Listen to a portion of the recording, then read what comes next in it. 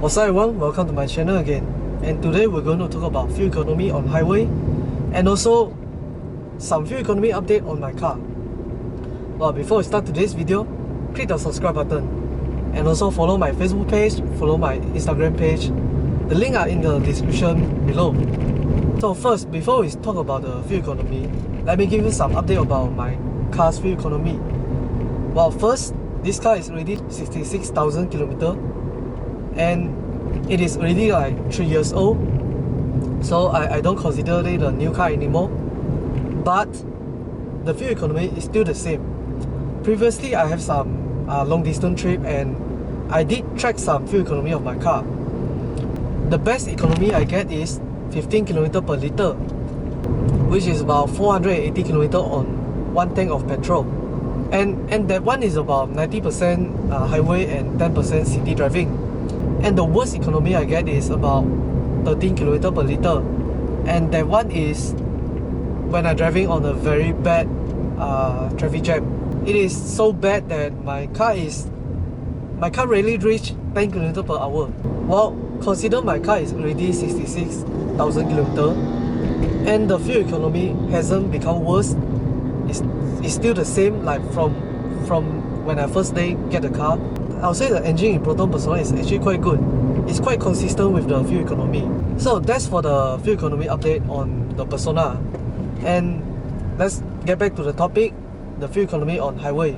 Well, I do some testing on the car like in the highway, and I try to get the most fuel economy driving in the highway.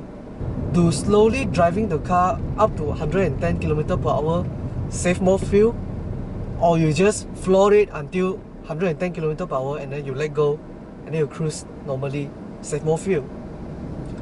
And the result I get is actually you save more fuel by flooring your car, like floor up to like red line, and then you get to like 110 in about 10 to 11 seconds, and then you move to the 5th gear and then you cruise normally. I find that kind of driving is saving more fuel because first you're going to get a very worst fuel economy, like in the meter even say like 13 liter per 100 km, which is very bad, but they only last for like 9 seconds or 10 seconds, depend on how fast you can shift your gear, or in CVT 9 seconds, and once you reach 110 you shift to 5th gear and then you just cruise, maintain the speed of 110. The economy dropped very fast. I mean the consumption dropped very fast, and in about like a few seconds you reach like 7 point something, 6 point something liter per 100 km, which is normal for highway driving.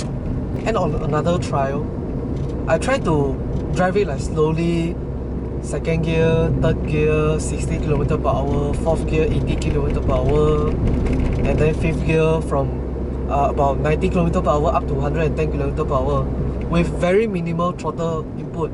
And what I get is it takes more than 10 minutes to drop my consumption down to normal 6.8 or below liter per 100 km.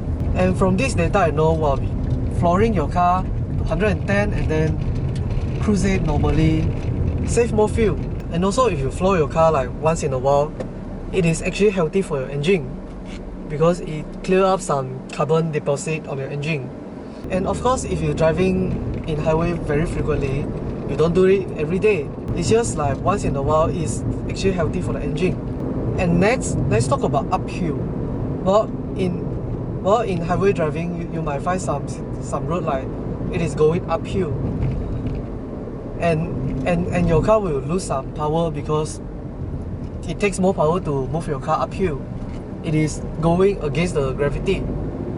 So in the uphill, should you press more throttle or should you remain the same and let the speed drop? Well, I find it either way, it is consuming a lot of fuel compared to normal. And also if you let your speed drop, after you climb up the hill, you have to press the throttle to gain back the speed, which consumes fuel. So consider if you want to maintain the speed, which most of us do, pressing throttle when going uphill is going to save more fuel in the later road.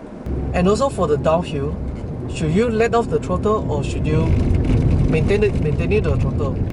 Well, obviously, let off the throttle. Why? Because whenever you let off the throttle and you don't press anything, even the clutch you don't press it, your injection is not going to inject any fuel into your engine. For example, I can manage to achieve like 3 liters per 100 kilometer on this car while driving at 3rd gear 5000 RPM downhill in Kara Highway. That's true, it consumes like little to none petrol at all. And next, well, I think this only apply to the Proton Persona, or maybe it only apply to manual variant of Proton Persona. It is that the fuel economy actually remains the same if you drive 110, 120, 130. So you don't need to worry about your speed will affect your fuel economy. Maybe it affects, but just a tiny bit. Well, why? Because first of all, this car is running on VVT. Well, I know VVT is very common.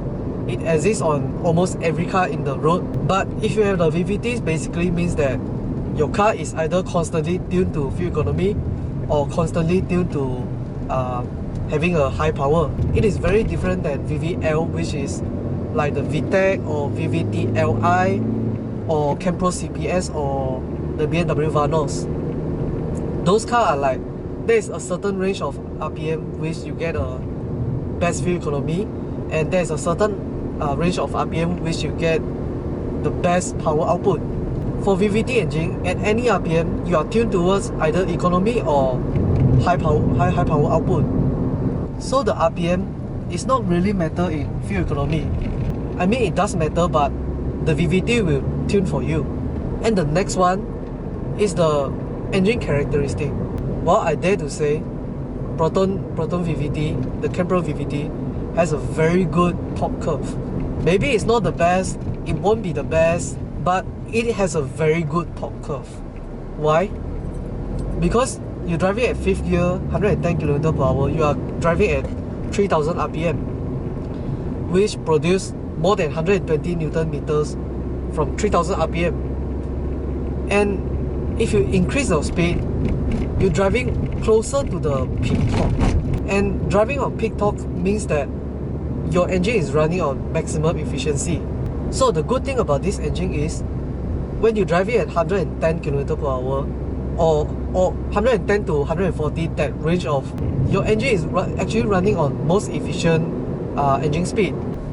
And because of that, driving on 110 or 120, 130, 140 doesn't really make a difference in fuel economy. Also, by that, I don't mean to encourage you to drive faster for better fuel economy, but I'm saying that you don't need to worry about the fuel economy if you drive slightly past 110. Like, you overtake a car and then you drive like 120, 130. You don't need to worry about the fuel economy because it is still the same. So I hope you find this video informative. Do leave a comment, press the like if you like it, and also share it to your friends. And I'll see you in the next video.